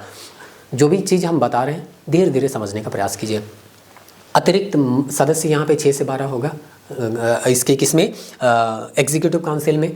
अब इस अतिरिक्त मेंबर में कुछ ऐसे मेंबर होंगे जो कि नॉन ऑफिशियल मेंबर होंगे, गैर सरकारी सदस्य। अब उस समय का सरकार कौन था? British government. ब्रिटिश गवर्नमेंट का आदमी अगर नहीं होगा तो उसको हम क्या बोलेंगे? गैर सरकारी सदस्य। तो गैर सरकारी सदस्य कौन होगा? जो इंडियन होगा वही होगा। तो इंडियन लोगों को यहाँ पे रिप्रेजेंटेशन दिया गया था कानून बनाने में, और इसीलिए हम कहें कि यहाँ के लोगों को कानून बनाने में थोड़ा बहुत भागीदारी दिया जाएगा, ताकि समझ में आ जाए कि यहाँ के लोग उस कानून का समर्थन कर रहे हैं या विरोध कर रहे हैं। क्योंकि यहाँ के लोग अगर रिप्रेजेंट करने जाएंगे तो यहाँ के आसपास के या गांव घर के या जहाँ वो रहते हैं वहाँ के लोगों का वो विचार तो जान पाएंगे ना। वही विचार को जाके यहाँ पे इस परिषद में रखेंगे तो इस परिषद को जानकारी मिल जाएगा कि इस कानून का लोग विरोध कर रहे हैं या समर्थन कर रहे हैं। तो इस तरह से कानून बनाने की प्रक्रिया में यहाँ पे 3 लोगों को यहाँ पे क्या किया गया? रखा गया नॉन ऑफिशियल मेंबर के रूप में। सबसे पहला रखा गया बनारस के राजा को, दूसरा रखा गया पटियाला के महाराजा को, और तीसरा रखा गया सर दिनकर राव को। तो राजा वगैरह सबका तो नाम नहीं मिला था तो हम नहीं उतना ढूंढने का प्रयास किए, लेकिन पर्टिकुलर एक व्यक्तिगत व्यक्ति का नाम मिलता है, सर दिनकर राव जी का। तो सर दिनकर राव जी को यहाँ पे पहली बार कानून बनाते समय शामिल किया गया। आप समझ रहे हैं, पहले ब्रिटिश गवर्नमेंट खुद कानून बनाती थी। भारतीय लोगों को तो कुछ समझते ही नहीं थे कि कानून बनाएंगे और भारतीय से पूछेंगे। वो लोग है ना, मतलब हम लोगों को तो पता नहीं क्या समझता था, कुछ किसी लायक का हम लोग है ही नहीं, ऐसे ही समझता था। लेकिन अब धीरे धीरे समझ में आ गया कि ये लोग जो है अगर इन लोगों को शामिल नहीं करेंगे तो 1857 के जैसा क्रांति देखने को मिलेगा और हम लोग ज़्यादा दिन यहाँ टिकने वाले नहीं। 1857 तो बच गए, नेक्स्ट टाइम नहीं बचने वाले हैं। इसीलिए ये लोग जो है इंडियन आदमी को यहाँ पे रिप्रेजेंटेशन दे रहे हैं, यहाँ पे प्रतिनिधित्व है ना करने का क्या दे रहे हैं? मौका दे रहे हैं। तो ये जो है प्रतिनिधि बन के जाते हैं कहाँ? उस परिषद में जिस परिषद का काम था कानून बनाना। जैसे अभी कानून बनता है ना, अभी कानून कहाँ बनता है? संसद में बनता है, लोकसभा राज्यसभा राष्ट्रपति का साइन होता है, कानून बन जाता है। उस समय वायसराय के जो एग्जीक्यूटिव काउंसिल थे वो लोग कानून बनाते थे, और उस एग्जीक्यूटिव काउंसिल में नॉन ऑफिशियल मेंबर, क्योंकि ये लोग तो ब्रिटिश गवर्नमेंट के आदमी नहीं थे, इसीलिए इनको बोला गया नॉन ऑफिशियल गैर सरकारी सदस्य के रूप में शामिल किया गया। और इस तरह से पहली बार हम देखते हैं कि यहाँ के लोगों को प्रतिनिधित्व दिया जा रहा है। विधान परिषद में गैर सरकारी सदस्यों के रूप में इन लोगों को क्या किया गया? शामिल किया गया। और मनोनीत कौन करते थे? वायसराय। तो वायसराय के जो आदमी होंगे वही। अब समझिए कि शुरुआत समय है यहाँ के लोगों को एग्जीक्यूटिव काउंसिल में शामिल करने का। तो शुरुआती समय में तो वही लोगों को शामिल किया जाएगा जो अंग्रेज अधिकारी के एक तरह से कह सकते हैं दिमाग में अच्छे होंगे, या उनके लिए उनको लग रहा होगा कि ये मतलब बहुत ज़्यादा विद्रोह नहीं करेंगे। तो उस तरह के लोगों को यहाँ पे शामिल किया गया। विधान परिषद के बारे में भी बताया गया कि ये विधान परिषद अभी जितना है जिस तरह के काम करता है वैसा काम नहीं किया गया, ये शुरुआती था। तो बोला गया तुम लोग यहाँ बैठो और बैठ के खाली कानून कैसे बनता है वो सब धीरे धीरे सीखने का प्रयास करो। तो यहाँ पे बोला केवल कानून बनाने का इन लोगों को काम दिया गया था। एडमिनिस्ट्रेशन में किसी तरह का कोई भागीदारी नहीं दिया गया था। वित्त यानी कि फाइनेंस, पैसा से संबंधित कोई है ना भागीदारी नहीं दिया गया था। और ये लोग जो है ब्रिटिश गवर्नमेंट से कोई सवाल नहीं पूछ सकते थे। तो इस तरह से थोड़ा तो अधिकार दिया गया, कम से कम उस सभा में तो बैठाया गया जिस सभा में बैठ के कानून बनता था। बाद में सारा अधिकार मिल जाएगा, एडमिनिस्ट्रेशन भी मिल जाएगा, वित्त पर यानी बजट पे चर्चा करने का भी अधिकार मिल जाएगा, सप्लीमेंट्री क्वेश्चन पूछ सकते हैं या डायरेक्ट क्वेश्चन भी पूछ सकते हैं, वो सब अधिकार मिलेगा। लेकिन शुरुआत में इस सभा में जहाँ पे पहले केवल अंग्रेज बैठते थे उस सभा में अब कौन बैठने लग गए? इंडियन व्यक्ति बैठने लग गए, और इस तरह से पहली बार यहाँ पे एंट्री मिलने लग गया। तो उम्मीद करते हैं चीज़ें आपको समझ में आ रही होगी कि कैसे विकेंद्रीकरण की प्रक्रिया जो है यहाँ पे शुरू किया जाता है, भारतीय लोगों को यहाँ पे एंट्री दिया जाता है। चलिए अब हम लोग आगे पढ़ते हैं। जैसा कि आपको बताया गया विकेंद्रीकरण, अब तो यही क्वेश्चन जब बनाइएगा तब देखिएगा पूछा जाएगा विकेंद्रीकरण की प्रक्रिया कब शुरू की गई। आप अगर लेक्चर ध्यानपूर्वक एकदम अस्थिर से, जैसे होता है ना कि लेक्चर देख रहे हैं तो केवल लेक्चर, आप वीडियो चालू करके दूसरे काम में व्यस्त हो जाएगा तब तो कुछ समझ में आने वाला नहीं है। तो लेक्चर अगर देखने बैठे हैं तो लेक्चर देखिए, ठीक है 1 घंटा लगातार नहीं भी देख पा रहे हैं तो आधा घंटा करके हम बोले भी थे पॉज करके देखने का प्रयास कीजिएगा। वैसे तो 1 घंटा का लेक्चर देखने का आदत होना चाहिए आपको, क्योंकि आप ऑफलाइन क्लास करते हैं तो 1 घंटा का तो लेक्चर देखते हैं। विकेंद्रीकरण डिसेंट्रलाइजेशन में क्या हो रहा है, जो अधिकार हम 1833 में मद्रास और बंबई से छीन लिए थे वही अधिकार वापस उनको दे रहे हैं। अभी आपको बताया था, पिछला लेक्चर का हम रिपीट करेंगे, हम बार बार अभी 10 बार बोल चुके होंगे कि पिछला लेक्चर को आपको याद करते हुए चलना है। तो हम 1833 में बताए थे कि बंबई और मद्रास का जो विधायी यानी कानून बनाने का अधिकार था उसको छीन लिया गया था। अब विकेंद्रीकरण किया जा रहा है, भारतीय लोगों को रिप्रेजेंटेशन दिया जा रहा है। तो ये तो अंग्रेज के अधिकारी थे, इनको तो काम दिया ही जाएगा। और इस तरह से बोला कि जा रहे भाई बंबई वाला और मद्रास वाला, तुम लोग भी अब अपना कानून अपने बनाओ, जहाँ जरूरी होगा हम रिपोर्ट करेंगे, बाकी जगह हम रिपोर्ट यहाँ पे करने वाले नहीं हैं। और इस तरह से यहाँ पे बोला गया कि जो अब है लॉर्ड कैनिंग, यहाँ की बंगाल का जो या भारत का हम वायसराय कर सकते हैं, वो जो है मद्रास और बंबई को डेली परेशान करने वाला नहीं है। मद्रास और बंबई को कहा गया अपना कानून स्वयं बनाए। तो चलिए इस तरह से हम लोग देखते हैं अपना कानून स्वयं बना। और दूसरा चीज़, अब चूंकि यहाँ पे विकेंद्रीकरण किया जा रहा है तो हम बोले ना कि प्रधानमंत्री सारा पावर अपने पास तो रखे नहीं है, कुछ पावर जो है राज्य बना के राज्य के मुख्यमंत्री को दे दिए हैं। तो यहाँ पे राज्य के मुख्यमंत्री को हम क्या बोल, राज्य के मुख्यमंत्री किसके सहायता से काम करते हैं, विधानसभा की सहायता से काम करते हैं। तो उस तरह का विधान परिषद जो है वो कब बना, केंद्रीय विधान परिषद बना था 1853 में, जिसको छोटी संसद बोले थे। उम्मीद करते हैं पिछला लेक्चर लास्ट तक देखे होंगे तो आपको याद होगा, है ना। तो उसी तरह से वो तो सेंट्रल गवर्नमेंट के बारे में बात हुआ था ना। अब सेंटर में तो संसद, छोटी संसद बन गया, अब स्टेट में भी छोटा छोटा क्या बनेगा, विधानसभा बनेगा। और इस तरह के विधान परिषद कहाँ कहाँ देखने को मिलते हैं, तो पंजाब में 1898 को देखने को मिलते हैं, बंगाल में 1862 में देखने को मिले, उत्तर पश्चिम सीमा प्रांत में 1866 में। तो ये सब फैक्चुअल डाटा है, इसको याद रखना है। तो फिर से यहाँ पे चीज़ों को बताने का प्रयास कर रहे हैं। ये है सेंट्रल गवर्नमेंट, पहले तो बंगाल में ही सेंट्रल गवर्नमेंट चल रहा था, तो पहले केवल यहाँ पे केंद्रीय विधान परिषद होता था, है ना, केवल यहाँ पे विधान परिषद होता था। लेकिन अब कहा गया कि अलग अलग जगह में अपना अलग अलग विधान परिषद बना लो और वहाँ पे अपना विधान यानी कि कानून क्या करते रहना, बताते रहना। जहाँ जरूरी होगा, मोदी जी अभी भी इंटरफेयर करते हैं, तो जहाँ जरूरी होगा ये जो बंगाल के भारत के वायसराय हैं वो इंटरफेयर करेंगे और जो सामान्य मामला होगा उसमें इंटरफेयर नहीं करेंगे। तो इस तरह से विकेंद्रीकरण का प्रक्रिया जो है यहाँ पे शुरू किया गया और बंबई और मद्रास का जो विधायी अधिकार था वो वापस दिया गया और साथ ही साथ कुछ विधान परिषदों का भी यहाँ पे स्थापना किया गया। अब हम लोग देखते हैं आगे क्या परिवर्तन होता है। 1861 में बहुत ज़्यादा परिवर्तन हुआ था, क्योंकि हम बताए थे ना 1858 वाला तो आनंद फानन में लाया गया था, इसको सोच समझ के लाया गया था क्या क्या परिवर्तन करे कि शासन करने में हम लोगों को कोई परेशानी ना हो। तो कंपनी का शासन खत्म हो गया था, पता चला ब्रिटिश गवर्नमेंट का भी शासन क्या हो जाए, जल्दी खत्म हो जाए। तो ये लोग जो है सोच समझ के अधिनियम लाता है। लॉर्ड कैनिंग जो है बहुत सारे चीज़ को सुधारे थे। अब देखिए यहाँ पे एक नए चीज़ को ये लाते हैं, पोर्टफोलियो नियम जिसको हम लोग बोलते हैं, प्रणाली जिसको हम लोग कैबिनेट व्यवस्था का नींव रखते हैं। जैसे अभी होता है ना प्रधानमंत्री है, उसके क्या है कैबिनेट मंत्री है अलग अलग। और इस तरह से ये जो पोर्टफोलियो सिस्टम है जिसको हम लोग कैबिनेट व्यवस्था कहते हैं वो लाया गया था कैनिंग के द्वारा। अब यहाँ पे होता क्या था ना उसको देख लीजिए। होता ये था कि अगर कोई एक मामला भी हो ना तो उस मामला पे सब कोई को क्या करना होता था, निर्णय लेना होता है। जैसे कि मान लीजिए कोई सेना का मामला है, अब सेना का मामला है ना तो इनको भी उस मामले को जानकारी देना होगा, इनको भी देना होगा, इनको भी देना होगा, इनको भी देना होगा, इनको भी देना होगा, इनको भी देना होगा। और ये जो मेन वायसराय जी बीच में बैठे हुए हैं उनको भी ये मामला पे क्या करना होगा, राय देना होगा, या जो भी मामला है इनके पास भी जाएगा। मतलब समझ रहे हैं, चिट्ठी पत्र लिखेगा ना तो सबका साइन चाहिए, इनका भी साइन, इनका भी साइन, इनका भी साइन, छोटा मामला हो बड़ा मामला हो, क्योंकि ये सब कोई भागीदार हैं एक चीज़ के लिए। लेकिन अब क्या किया गया, पोर्टफोलियो प्रणाली में बोला गया कि राजनाथ सिंह को कि आप जो है वो रक्षा या सैन्य कानून को आप क्या कीजिए, देख लीजिए। रक्षा कानून सैन्य कानून का आप क्या कर लीजिए, देख लीजिए। तो सैन्य कानून का सामान्य जो नियम होगा या सामान्य जो मामला होगा सारे को ये अपने स्तर तक ही निपटेंगे, इनको बताने का, इधर सबको बताने का कोई आवश्यकता नहीं है। मतलब समझ रहे हैं, काम को बांट दिया गया। बोला गया ऐसा अगर करेंगे ना कि एक ही काम को सब कोई को बताते रहेंगे तो बहुत लेंदी हो जाएगा। तो अच्छा करते हैं जो सामान्य स्तर के काम हो, जो अपने मामले पे निपट सके, उसके लिए हम लोग अलग अलग लोगों को अलग अलग कार्यभार सौंप देते हैं। तुम भैया है ना किसको देखो, रेवेन्यू वाला देखो, तुम मिलिट्री वाला देखो, तुम है ना लॉ वाला देखो, तुम फाइनेंस वाला देखो, तुम होम डिपार्टमेंट देखो, और इस तरह से बाद में लोक निर्माण पब्लिक वर्क डिपार्टमेंट जो है वो भी बनता है 1874 में। तो इस तरह से छठा विभाग बनता है और इस तरह से 6 विभाग बनाए जाते हैं। जैसे कि अभी अगर आपको देखा जाए, अभी अगर हम यहाँ पे तुलना करें, यहाँ पे अगर तुलना करें तो राजस्व रेवेन्यू से संबंधित हम लोगों का वित्त मंत्री है ना निर्मला सीतारमैया। मिलिट्री से संबंधित अगर हम कह सकते हैं, अगर सैन्य वाला रक्षा मंत्री है राजनाथ सिंह, अगर कानून है तो कानून मंत्री तो छोड़ दीजिए। फाइनेंस जो है इसको भी हम मान के चलिए, अभी फाइनेंस है तो उस समय का तो अलग है, अभी का अलग है, तो फाइनेंस इसी से संबंधित है।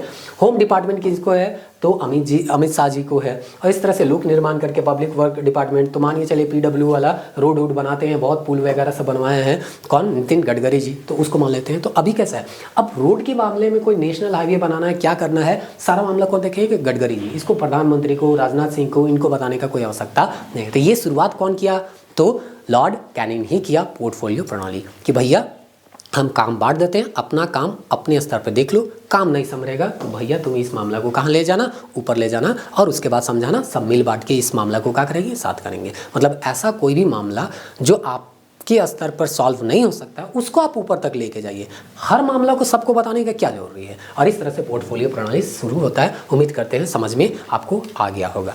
चलिए अब आगे हम लोग यहाँ पे देखते हैं, एक और परिवर्तन यहाँ पे किया गया कभी संकट काल में, जैसे कोरोना आ गया था और उस समय लोगों को बुलाना, लोकसभा में राज्यसभा में बैठाना और उसके बाद वहाँ पे कोई कानून को पास करना, फिर राष्ट्रपति से साइन करवाना, ये बहुत लेंदी प्रोसेस होता है। तो बोला गया कभी अगर संकटकालीन समय हो तो यहाँ के जो वायसराय हैं वो 6 महीने के लिए क्या कर सकते हैं, कानून जो है वो बना सकते हैं बिना एग्जीक्यूटिव जो मेंबर है उसके जानकारी से, या जो परिषद है जो कानून बनाता है ना उसके अनुमति से। कहने का मतलब है, अभी आप समझ लीजिए, अगर चाहे राष्ट्रपति, अभी इनको भी आपको पूछा जाएगा अध्यादेश जो है जारी करने का अधिकार कब मिला है, तो आपको 1861 में ही मिला। आपको पूछा जाएगा कि क्या राष्ट्रपति बिना लोकसभा और राज्यसभा की अनुमति के कानून बना सकते हैं? बिल्कुल बना सकते हैं। अगर प्रधानमंत्री और उनके कैबिनेट का सपोर्ट हो तो राष्ट्रपति बिना लोकसभा और राज्यसभा की अनुमति के कानून बना सकते हैं। लेकिन ये कानून कितने दिनों तक मान्य होगा? 6 महीनों तक मान्य होगा, जिसको हम ऑर्डिनेंस या अध्यादेश कहते हैं। लेकिन उस कानून को 6 महीने के बाद लोकसभा और राज्यसभा से अनुमति लेना ही होगा, तब लंबे समय तक वो कानून बना हुआ रह सकता है। तो ये जो नया सिस्टम आया कि बिना लोकसभा राज्यसभा के अनुमति के हम कानून बना सकते हैं संकटकालीन समय में, वो कब लाया गया? तो 1861 में ही लाया गया। तो इसीलिए बोलते हैं ना कि अभी भारत में जो भी प्रशासन देख रहे हैं ना, या जो भी संविधान में हम 1950 में हम देख रहे हैं, वो जो पेड़ है उसका एक एक डाली, एक एक शाखा जो है यहीं से निकला है 1773 के रेगुलेटिंग एक्ट से। जैसे जैसे वो बढ़ते गया, नया नया चीज़ ऐड होते गया, जो हम लोगों को आवश्यक चीज़ लगा उसको हम 1950 का जब संविधान बना रहे थे उसमें रखे, जो अनावश्यक चीज़ था उसको हटा दिए, और जो ऐसा चीज़ लगा जो कि इस दौरान नहीं था, उस सारा चीज़ को क्या कर दिए, इंक्लूड कर दिए। चलिए अब हम लोग यहाँ पे आगे चलते हैं और देखते हैं 1892 का भारतीय परिषद अधिनियम में क्या है। यहाँ पे बहुत ज़्यादा कोई परिवर्तन किया नहीं गया, थोड़ा बहुत जो है उसको हम यहाँ पे बता देते हैं। ये जो क्वेश्चन में आपका पूछा गया था छत्तीसगढ़ PCS, आप टेस्ट दीजिएगा वहाँ पे मिलेगा। 20 जून 1892 को स्वीकृति मिला और 3 फरवरी को ये लागू हुआ। आपको वहाँ पे टेस्ट देखिएगा ना, अगर टेस्ट बनाइएगा तो डायरेक्ट दे देता है 20 जून 1892 को ये क्या हो गया, लागू हो गया। तो इस तरह चलिए ठीक है, एक आध क्वेश्चन हम बता दिए, लेकिन बाकी क्वेश्चन जो है वो तो आपको टेस्ट में बनाना होगा, वहीं पे जानना होगा, क्योंकि सब चीज़ हम भी बता देंगे तो आपका दिमाग जो है वो वर्क कैसे करेगा, प्रैक्टिस नहीं कीजिएगा। अब दौड़िएगा नहीं तो दौड़ नहीं सकिएगा, 10 किलोमीटर नहीं कर नहीं सकिएगा, प्रैक्टिस तो आपको करना होगा। हम केवल ऐसा बता देंगे कि नाक से सांस लेना है, मुँह से सांस नहीं लेना है और लगातार दौड़ते रहना है, तो आप दौड़ने थोड़ी सकिएगा। प्रैक्टिस करना बहुत जरूरी है, हमारे बताने से कुछ होने जाने वाला यहाँ पे नहीं है। तो केंद्रीय और प्रांतीय विधान परिषद में परोक्ष रूप से चुनाव, और चुनाव शब्द का प्रयोग नहीं हुआ, मतलब चुनाव हुआ विधान परिषद में। विधान परिषद अभी बोले ना, प्रत्येक राज्य में क्या बनाया गया, विधान परिषद बनाने का प्रावधान किया गया। धीरे धीरे विधान परिषदों की संख्या बढ़ती गई, तो यहाँ पे चुनाव के माध्यम से लोग आए, ऐसा प्रावधान किया गया। लेकिन चुनाव शब्द का कहीं पे यूज नहीं किया। गैर सरकारी सदस्यों की संख्या बढ़ाई गई। अब देखिए फिर से हम कौन शब्द दे रहे हैं, 1861 में नॉन ऑफिशियल मेंबर के तौर पे यहाँ के लोगों को शामिल किया गया। शुरुआत में जब शामिल कीजिएगा ना अपने ग्रुप में किसी दूसरे ग्रुप के लोगों को, तो आप कम रखिएगा, धीरे धीरे उसका संख्या बढ़ाइएगा। देश आज़ाद होते होते चूँकि भारत का ही वो मेंबर लोग था, तो अपने निकलते बनिएगा और नॉन ऑफिशियल मेंबर जो था उसका संख्या इतना बढ़ जाएगा कि पता चलेगा कि नॉन ऑफिशियल वाला लोग ही आपका बन गया है, ऑफिशियल बन गया है। तो धीरे धीरे जैसे जैसे समय बीतते जाएगा इनकी संख्या जो है गैर सरकारी सदस्य की संख्या बढ़ जाएगी। एक समय ऐसा आएगा कि जब इन लोगों का बहुमत हो जाएगा, पहले प्रांत में फिर केंद्र। प्रांत में क्यों? क्योंकि केंद्र में तो मेन पावर है ना और प्रांत में छोटे पावर है। तो प्रांत में पहले बहुमत बढ़ा लेगा, फिर प्रांत में बहुमत बढ़ने के बाद केंद्र में भी क्या हो जाएगा, बहुमत बढ़ जाएगा। उम्मीद करते हैं समझ में आ रहा होगा। बहुमत सरकारी सदस्यों का ही रहा। तो अभी जो है 1892 में सरकारी सदस्य का बहुमत है, आगे चलते चलते गैर सरकारी सदस्य का क्या हो जाएगा, बहुमत। अभी इसी वीडियो में हम आपको बताएंगे। बजट पर बहस करने का कार्यपालिका के प्रश्नों का उत्तर देने के लिए इसको अधिकृत किया गया। कहने का मतलब है अभी आपको 1861 में हम क्या बोले, अपने ग्रुप में यहाँ के लोगों को शामिल कर लिया। अंग्रेज लोग बोले कि तुम लोग को हम शामिल बैठा रहे हैं ना, वही बहुत बड़ी बात है। तुम लोग को कोई सवाल उवाल नहीं करना है, ना एडमिनिस्ट्रेशन से रिलेटेड ना बजट से। लेकिन अब 92 में जब समय बीता ना तो बोला भैया तुम लोग थोड़ा बहुत क्या कर सकता है, बजट पर बहस कर सकता है और सवाल पूछ सकता है, लेकिन सप्लीमेंट्री सवाल नहीं पूछ सकता। एक बार सवाल पूछ दिया, हम जवाब दे दिए, काउंटर क्वेश्चन नहीं पूछना है। इसका अधिकार कब मिलेगा, 1909 में, मतलब इसके बाद वाला में। तो धीरे धीरे अधिकार मिल रहा था यहाँ पे। अब यहाँ पे दिया गया प्रांतीय विधान परिषदों में गवर्नर को जिला परिषद हो गया, नगर पालिका हो गया, विश्वविद्यालय हो गया, व्यापार संघ हो गया, जमींदार और चेंबर ऑफ कॉमर्स की सिफारिश पर गैर सरकारी सदस्यों की नियुक्ति करने का शक्ति थी। तो शुरुआत में मनोनीत किया गया, नॉन ऑफिशियल मेंबर को कौन मनोनीत किए, गवर्नर। लेकिन अब यहाँ पे बताया गया प्रांतीय विधान परिषद, वो तो सेंट्रल का बात था ना, वो सेंटर का बात था, ये मान के चलिए स्टेट का बात है। तो स्टेट में कौन करेंगे, तो यहाँ पे भी गवर्नर होता, वहाँ पे वो वायसराय थे ना, यहाँ पे कौन होते थे, गवर्नर। अब गवर्नर अपने मन से किसी को नहीं मनोनीत कर लेंगे, गवर्नर उन्हीं को मनोनीत करेंगे जिनको जिला परिषद अपनी ओर से भेजा जाएगा, नगर पालिका के लोग रिकमेंडेशन करके भेज देंगे, विश्वविद्यालय के लोग रिकमेंडेशन करके भेज देंगे। मान के चलिए विश्वविद्यालय की तरफ से हमको भेजा गया कि हम जो है नॉन ऑफिशियल मेंबर के तौर पे चुने जाएंगे, ऐसा करके हमको भेजा गया, तो गवर्नर हमको जो है मनोनीत कर देंगे। उसी तरह से व्यापार संघ के ओर से अगर आपको चुन के भेज दिया गया तो आपको भी नॉन ऑफिशियल मेंबर के तौर पे यहाँ पे जगह मिल जाएगी। कहने का मतलब है कि ये जितने भी जमींदार लोग थे, चेंबर ऑफ कॉमर्स था, विश्वविद्यालय था, व्यापार संघ था, ये लोग अपने अपने तरफ से एक प्रतिनिधि चुन के भेजते थे, उसी को मनोनीत कर लिया जाता था गवर्नर के द्वारा। किस रूप में, नॉन ऑफिशियल मेंबर के रूप में। उम्मीद करते हैं समझ में आएगा। अभी भी नॉन ऑफिशियल अल्पमत में है, बहुमत में कौन है, सरकारी। अब नेक्स्ट अभी स्टेप आएंगे उसमें ये लोग बहुमत में आ जाएगा, लेकिन कहाँ आएगा, प्रांत में। शुरू में प्रांत में देगा, फिर केंद्र में देगा। चलिए अगला स्लाइड देखते हैं और ये आज का उम्मीद करते हैं सबसे लास्ट टॉपिक होगा। हाँ, तो बजट वगैरह सब में चर्चा करने का अब है आज का सबसे लास्ट टॉपिक, भारतीय परिषद अधिनियम 1909, जिसको मॉर्ले जो कि भारत के राज सचिव थे और मिंटो जो कि भारत के वायसराय थे, सुधार के नाम से भी जाना जाता है। अब देखिए मॉर्ले मिंटो सुधार कहते हैं। आपको तो यही पूछा जाएगा 1909 के अधिनियम को किस नाम से जानते हैं, मॉर्ले मिंटो सुधार। और मॉर्ले में याद रखिएगा हम मोदी और शाह बोलते हैं ना, शाह और मोदी तो नहीं बोलते हैं। मोदी जो है वो बड़े हैं और अमित शाह उससे छोटे हैं। तो इसी तरह से मॉर्ले जो था यानी कि भारत का राज सचिव जो था वो क्या था, आपका बड़ा पद था, इसीलिए इसको हम पहले बोलते हैं। और मिंटो ये तो भारत में रह रहा था ना, तो ये छोटा पद था, इससे तुलना करें तो छोटा पद था। तो इस तरह से हम पहले बड़े पद वाले के नाम लेते हैं, फिर छोटे पद। तो मॉर्ले पहले, मिंटो बाद में। तो याद रखना है मॉर्ले जो थे भारत के राज सचिव, फिर याद करवा रहे हैं वही राज सचिव जो कि कैबिनेट मंत्री का सदस्य क्या होता था, बनता था। उसी को ना हम बोलते थे secretary of India, secretary of state for India करके बोलते थे, है ना। तो इस तरह से ये चुने गए। अब चलिए देखते हैं मॉर्ले मिंटो सुधार में क्या क्या सुधार होता है। मॉर्ले मिंटो अगर सुधार में देखा जाए तो यहाँ पे बोलता है सबसे पहले तो यहाँ पे जॉन मॉर्ले और जॉन मिंटो पिट के बारे में यहाँ पे दिया गया है ना। उसके बाद अब यहाँ पे क्या क्या होता है उसको देख लीजिए। केंद्रीय परिषद में सदस्यों की संख्या 16 से 60 हो गई। अब धीरे धीरे सदस्य का संख्या क्या होते जाएगा, वो बढ़ते जाएगा, है ना। यही ना आगे जाके लोकसभा और क्या बन जाएगा, राज्यसभा। तो शुरुआत में अभी हम लोग क्या करते हैं, लोकसभा राज्यसभा क्या करता है, राष्ट्रपति का सहायता करता है, वही ना। तो पहले थे वायसराय, वायसराय की सहायता के लिए उसके लिए एग्जीक्यूटिव काउंसिल होता है। उसी का संख्या को धीरे धीरे क्या किया जा रहा है, बढ़ाया जा रहा है। उसी में नॉन ऑफिशियल मेंबर को भी क्या किया गया था, रखा गया था कानून बनाने के लिए। अब नॉन ऑफिशियल मेंबर भी धीरे धीरे क्या होते जाएंगे, बढ़ते जाएंगे। तो 16 से 60 हो गई। सरकारी सदस्यों का बहुमत अभी भी बनाए रखा, लेकिन कहाँ पे, केंद्रीय परिषद में, यानी कि सेंट्रल गवर्नमेंट में अभी भी किसका बहुमत था, ब्रिटिश गवर्नमेंट के सदस्यों का, मतलब उनके आदमियों का बहुमत था, नॉन ऑफिशियल मेंबर का बहुमत नहीं था। लेकिन देखिएगा प्रांतीय परिषदों में गैर सरकारी सदस्यों का बहुमत हो गया। अभी हम बोले ना कि नीचे से थोड़ा थोड़ा आप क्या कीजिएगा, रिप्रेजेंटेशन को बढ़ाने का प्रयास कीजिएगा। अब देखिएगा, चलो प्रांत में देख लेते हैं कि इंडियन लोगों को ज़्यादा रख देते हैं, देखते हैं कुछ होता है कि नहीं है।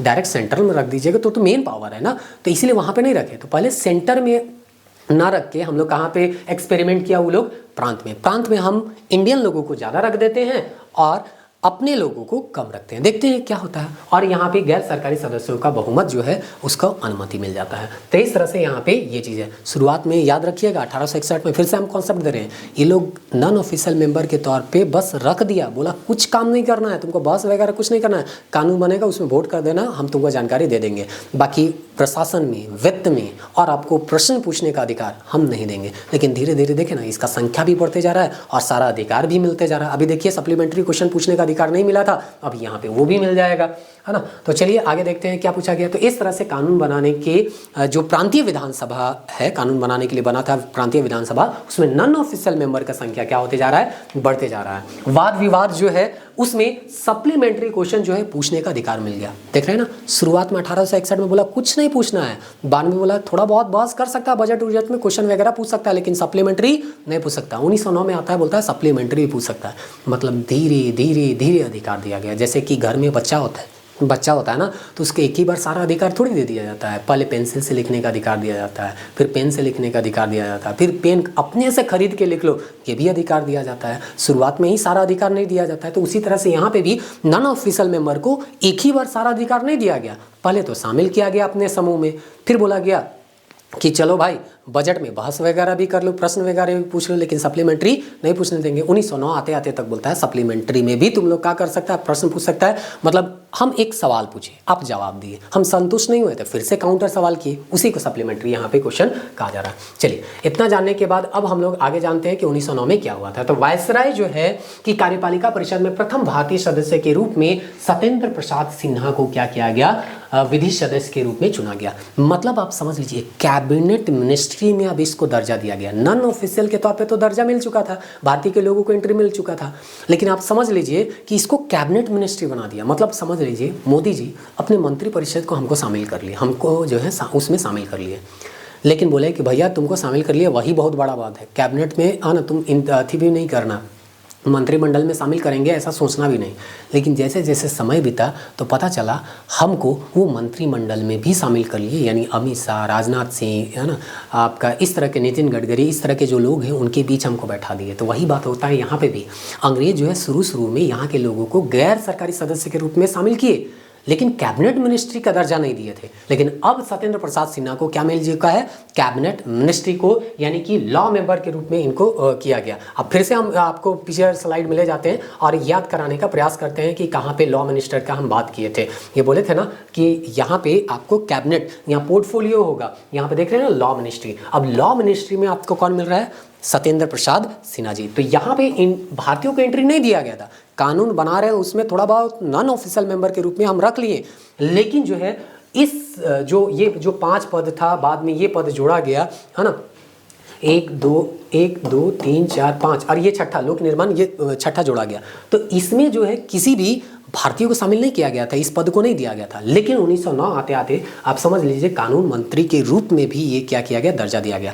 यही चीज़ हम नेक्स्ट लेक्चर में मतलब रिपीट करेंगे, और सैन्य को छोड़ के बाकी किसी भी पद को भारतीय लोग ले सकते हैं ऐसा हम बताएंगे। याद रखिएगा इस वीडियो को, अगर यहाँ तक देख रहे हैं तो उम्मीद करते हैं नेक्स्ट वीडियो भी आप देखिएगा और इस बात को याद रखने का प्रयास कीजिए। तो चलिए यहाँ पे 1909 का ये जो आपको बता रहे थे कि विधि सदस्य के रूप में सत्येंद्र प्रसाद सिन्हा को क्या मिला था, दर्जा मिला था, ये चीज़ हम लोग देख लिए। पृथक निर्वाचन, सेपरेट इलेक्टोरेट, सबसे बड़ा बात या सबसे बड़ा परिवर्तन अगर किया गया 1909 में तो यही किया गया। देख रहा था कि स्वदेशी मूवमेंट हो रहा है, हिंदू मुस्लिम आपस में क्या हो रहे हैं, मिल रहे हैं और अंग्रेजों को भगाने का प्रयास कर रहे हैं। तो ये लोग जो सोचा कि बांटो और राज करो, और बांटो और राज करो के चक्कर में हिंदू मुस्लिम के बीच ये क्या कर देते हैं, विवाद पैदा करवा देते हैं। सांप्रदायिक यहाँ पे क्या किया जाता है, प्रतिनिधित्व का एक नया फार्मूला लाया जाता है। बोलता है कि मुस्लिम मुस्लिम को वोट देगा, हिंदू हिंदू को वोट देगा। तो इस तरह से हिंदू मुस्लिम के बीच विवाद खड़ा करना शुरू कर दिया अंग्रेज, और फूट डालो और शासन करो की जो इनकी नीति थी उसको एक कदम ये क्या किए, आगे लेके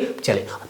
अभी भी देखिए, अभी भी क्या होता है, हम लोग आरोप लगाते हैं कि बहुत सारे राजनेता जो है अपना काम निकालने के लिए यही करते हैं जो कि अंग्रेज कर रहे थे, हिंदू मुस्लिम को लड़वा रहे थे। और इसीलिए मिंटो पिट जो है इसके काल में ही ये लाया गया था, है ना। मॉर्ले मिंटो करते हैं ना, तो मॉर्ले मिंटो जो है, मिंटो जो ही है जो थे यहाँ के भारत के वायसराय थे, इसीलिए इसको सांप्रदायिक निर्वाचन के जनक के तौर पर जाना जाता है कि हिंदू हिंदू को वोट देगा, मुस्लिम मुस्लिम। आगे जाके ये और क्या होते जाएगा, बढ़ते जाएगा। महिला अपना वोट देगी, दलित अपना वोट देगा, सिख जो है अपना वोट देगा, ईसाई अपना वोट देगा, उसमें भी ब्रिटेन वाले ईसाई अपने ना प्रतिनिधित्व चुनेंगे और भारतीय ईसाई अपना प्रतिनिधित्व चुनेंगे। तो इस तरह से पूरा देश ही क्या हो जाता, बढ़ जाता। तो चलिए आज 1909 का तक का अधिनियम जो है हम लोग पढ़ लिए। अब हम लोग यहाँ पे रिकैप कर लेते हैं आज जो भी कुछ पढ़े हैं।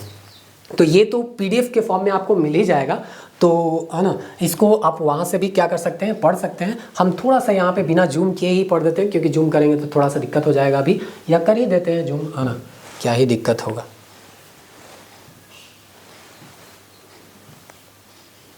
चलिए, तो आज हम आपको पढ़ाए कि द क्राउन रूल 1858 से लेकर 1947 तक। 1858 का भारत शासन अधिनियम में क्या होता है, भारत का शासन सीधे महारानी विक्टोरिया के दिन चला गया। विक्टोरिया का फोटो डाल दिए हैं। भारत का गवर्नर जनरल जो है भारत का वायसराय बन गया। प्रथम कौन थे, लॉर्ड कैनिंग, इसका भी फोटो डाल दिए। द्वैर प्रणाली समाप्त कर दिया गया, यानी court of director, board of control खत्म कर दिया गया। भारत के राज सचिव secretary of state for India British के कैबिनेट सदस्य होता था। सहायता के लिए 15 सदस्यीय परिषद का गठन किया गया और भारत के प्रशासन का संपूर्ण नियंत्रण किसके पास होता था, यही secretary of state for India के पास। देखिए इतना लंबा चौड़ा स्लाइड जो हम पढ़ा है उसको हम 2 लाइन में क्या कर दिए, कंप्लीट कर दिए। लेकिन अगर आप इसको डिटेल वाइज नहीं पढ़िएगा तो ये चीज़ समझ में भी नहीं आएगा, है ना। चलिए अब इसको फिर से हम जूम कर लेते हैं और यहाँ पे आपको बता देते हैं 1861 में बहुत सारा परिवर्तन हुआ था ना, हो सकता है आप कुछ कुछ भूल भी रहे होंगे, तो चलिए इसको याद करवा देते हैं। 1861 का जो अधिनियम था उसमें क्या किया, एग्जीक्यूटिव काउंसिल में न्यूनतम 6 और अधिकतम 12 अतिरिक्त यानी एडिशनल मेंबर की नियुक्ति की गई। मनोनीत किसके द्वारा किया जाता था, वायसराय के द्वारा। कितने साल के लिए, तो 2 साल के लिए। इसमें से न्यूनतम आधे सदस्य जो होते थे वो कौन थे, नॉन ऑफिशियल मेंबर थे। पहली बार भारतीय प्रतिनिधि के रूप में शामिल होने वाले 3 भारतीय बनारस के राजा, पटियाला के महाराजा सरदिनकर राव थे। विधान परिषद यानी कि कानून बनाने के कार्य के लिए केवल कानून बनाना इनका काम था। मतलब इन लोगों को जो नॉन ऑफिशियल मेंबर के तौर पे शामिल किया गया, तो वो लोग केवल क्या कर रहे थे, कानून बना रहे थे। प्रशासन, वित्त अथवा प्रश्न पूछने का कोई अधिकार नहीं था। वायसराय जो है वो क्या कर सकते थे, आपातकाल में बिना काउंसिल की संस्तुति के अध्यादेश जारी कर सकते थे, जिसका समय कितना था, अवधि 6 महीना था। विकेंद्रीकरण किया गया, यानी मद्रास और बंबई का जो भी अधिकार था वापस दे दिया गया, विधायी अधिकार जो कि 1833 में छीन लिया गया था। आगे और क्या किया गया, 1861 में ही विधान परिषद में बंगाल बनाया गया। विधान परिषद यानी कि प्रांतीय विधान परिषद, है ना। 1862 में बना। उत्तर पश्चिम सीमा प्रांत में 1866 में बना और पंजाब में 1898 में का गठन हुआ। तो प्रांतीय यानी कि स्टेट वाला, है ना, सेंट्रल वाला। तो केंद्रीय विधान परिषद, छोटी संसद 1853 में ही पढ़ चुके थे। ये जो है आज हम लोग 1861 में क्या कर रहे हैं, पढ़ रहे हैं। उसके बाद देख रहे हैं लॉर्ड कैनिंग ने पोर्टफोलियो प्रणाली की, यानी मंत्रिमंडल व्यवस्था की क्या की, नींव रखी। पोर्टफोलियो प्रणाली के तहत 5 सदस्य शामिल थे, बाकी 6ठा सदस्य को बाद में जोड़ा गया। कानून, फाइनेंस, गृह विभाग, राजस्व, सैन्य और 1874 में इसमें से 6ठा सदस्य जोड़ा गया लोक निर्माण विभाग, पब्लिक वर्क डिपार्टमेंट के तौर पे। 92 में क्या किया गया, गैर सरकारी सदस्यों की संख्या बढ़ाई गई और इनको अधिकृत किया गया, मतलब पावर दिया गया बजट में बहस करने का, कार्यपालिका के सभी प्रश्नों के उत्तर देने का। अब यहाँ पे गैर सरकारी सदस्यों की संख्या केंद्रीय में और प्रांतीय विधान परिषदों में बढ़ाई गई। हालांकि बहुमत जो था अभी भी दोनों जगह, यानी केंद्र में और प्रांत में दोनों जगह नॉन ऑफिशियल मेंबर का नहीं था, सरकारी मेंबर का ही बहुमत था, यानी अंग्रेज के जो आदमी थे उन्हीं का बहुमत था। हाँ, अब इसके बाद जब नेक्स्ट अधिनियम हम पढ़ेंगे तो प्रांत में हम देखेंगे किसका बहुमत हो जाएगा, भारतीय लोगों का, यानी नॉन ऑफिशियल मेंबर का। गवर्नर जनरल को जिला परिषद, नगर पालिका, विश्वविद्यालय, व्यापार संघ, जमींदार और चैम्बर ऑफ मेंबर्स के सिफारिश पर प्रांतीय विधान परिषदों में गैर सरकारी सदस्यों की नियुक्ति का क्या था, शक्ति था। तो देख रहे हैं ना, माइंड मैप से इस तरह से भी क्या किया जा सकता है, रिवाइज किया जा सकता है। तो हर तरीके से तो हम प्रयास कर रहे हैं, डिटेल वाइज आपको समझा रहे हैं, उसके बाद आपको आना माइंड मैप से रिवाइज भी करवा दे रहे हैं, क्वेश्चन भी दे दे रहे हैं। तो आप मेहनत कीजिएगा तब ना, केवल हम ही अगर करेंगे तो नहीं होगा। फिर यहाँ पे 1909 का यहाँ पे दिया गया मॉर्ले मिंटो सुधार। यहाँ पे कहा गया केंद्रीय विधान परिषद सदस्यों की संख्या 69 थी, 9 पदेन सदस्य थे, 40 ऐसे 60 सदस्य था जिसमें, तो पदेन में है 1 गवर्नर जनरल, 7 कार्यकारी परिषद, 1 असाधारण। वो छूट गया था, आपको अभी डिटेल जब पढ़ा रहे थे वहाँ पे नहीं बता पाए। तो इस तरह से कुछ कुछ छूट ही जाता है, इसलिए बोला गया था नोट्स भी पढ़ना चाहिए आप लोगों को। 60 सदस्य में 37 जो है वो सरकारी था और 32 जो है वो गैर सरकारी था। बहुमत में केंद्रीय विधान परिषद में सरकारी सदस्यों का अभी भी बहुमत था और प्रांतीय में गैर सरकारी सदस्यों का बहुमत था। तो देख रहे हैं ना, इस तरह से स्पष्ट यहाँ पे दिख रहा है क्या क्या परिवर्तन है। गैर सरकारी सदस्यों का अधिकार दिया गया सप्लीमेंट्री क्वेश्चन पर और बजट विवेचना करने पर। वायसराय की कार्यपालिका परिषद में सत्येंद्र प्रसाद सिन्हा को पहली बार लॉ मिनिस्ट्री के रूप में क्या किया गया, दर्जा दिया गया। यही है ना, जो कि 5 सदस्य यहाँ पे क्या बनाया गया था, यहाँ 5 सदस्य शामिल किया गया था ना पोर्टफोलियो में। तो यहाँ पे एक क्या था, कानून मंत्री। तो कानून मंत्री जो है अब किसको बनाया गया, भारत के एक व्यक्ति जिसका नाम था सत्येंद्र प्रसाद सिन्हा। इस तरह से सांप्रदायिक प्रतिनिधित्व का भी प्रावधान किया गया लॉर्ड मिंटो, इसीलिए इसको सांप्रदायिक निर्वाचन के जनक के तौर पे भी जानते हैं। तो इस तरह से ये जो था आज पावर पॉइंट के माध्यम से आपको हम चीज़ों को समझा है। उसके बाद आपको माइंड मैप से रिवाइज करवा दिए। अब ये एक क्वेश्चन है, इसको चलिए पढ़ते हैं और ये लेक्चर को ख़त्म करते हैं। भारतीय परिषद अधिनियम 1892 में 1892 के संबंध में निम्न कथनों पर पढ़कर सही विकल्प चुने। ये छत्तीसगढ़ पीसीएस में पूछा हुआ था 2000 में। इसे 20 जून 1892 को लागू किया। यही चीज़ तो बोले थे ना, ये गलत है, लागू नहीं हुआ। ये जो है 3 फरवरी को क्या होता है, 1893 को लागू होता है। पिछले स्लाइड में जाके देख लीजिएगा। कुल 24 सदस्यों में से गैर सरकारी सदस्य की संख्या कितनी थी, 5 थी। ये जो है ये भी क्या है, गलत है। आपका सदस्यों की पूरक प्रश्न पूछने का अधिकार दिया गया, ये भी क्या है, गलत है। क्यों? क्योंकि पूरक प्रश्न पूछने का अधिकार कब दिया था, 1909 में। तो ध्यानपूर्वक देखिएगा तो सब क्वेश्चन बनेगा। टेस्ट दीजिएगा, रिविजन कीजिएगा, माइंड मैप से क्लास को रिवाइज कर लीजिएगा। आपके पास तो ऑनलाइन का सुविधा है, अगर एक बार में समझ में नहीं आता है तो दोबारा भी क्या कर सकते हैं, रिपीट कर सकते हैं। पहले तो ऑफलाइन होता था। तो आप इसका फ़ायदा ज़रूर लीजिएगा और चीज़ों को अच्छे तरीके से समझने का प्रयास कीजिएगा। मिलते हैं नेक्स्ट लेक्चर में। उम्मीद करते हैं फर्स्ट लेक्चर को अगर गलती से अगर छोड़े होंगे तो उसको आप कंप्लीट कर लीजिएगा अगला लेक्चर आने से पहले, और उसके बाद ही आगे बढ़िएगा। मिलते हैं, तब तक के लिए जय हिंद।